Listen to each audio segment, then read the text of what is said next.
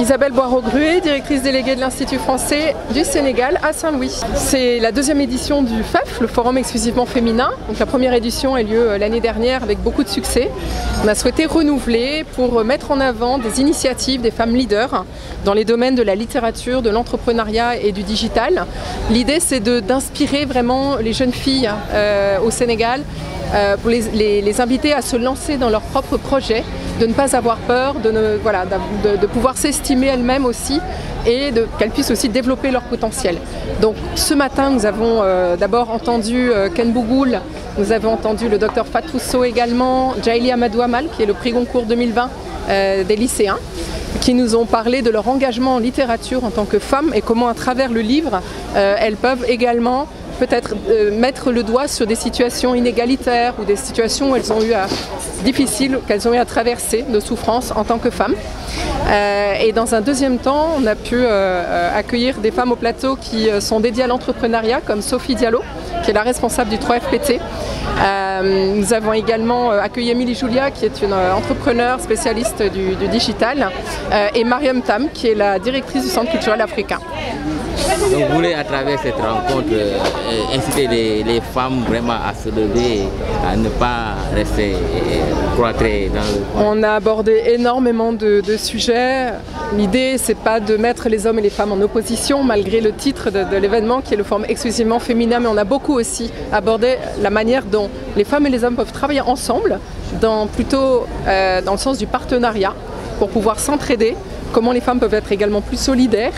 pour monter des projets entrepreneuriaux ensemble, monter des coopératives ensemble, voilà, monter des projets ensemble et voilà, comment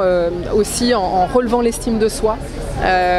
finalement on arrive à dépasser nos limites et on peut vraiment faire aboutir nos rêves et nos projets. Ndeye Mariam Thiam, la directrice du Centre des Arts et des Cultures africains. Aujourd'hui je suis très contente parce que en fin de cette rencontre j'ai vu l'utilité que ça avait. De voir combien de fois ces femmes présentes en tant que panélistes ou que j'étais cette matinée ont reçu le message que nous avons échangé. Parce qu'il n'y a rien de plus beau que finir une rencontre et que les dames viennent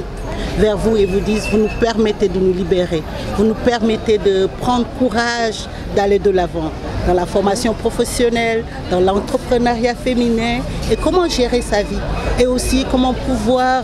sortir ce que nous avons au fond de nous, que nous cachons et qui nous détruit la vie. Donc ce panel est pour moi une occasion de pouvoir aider les femmes à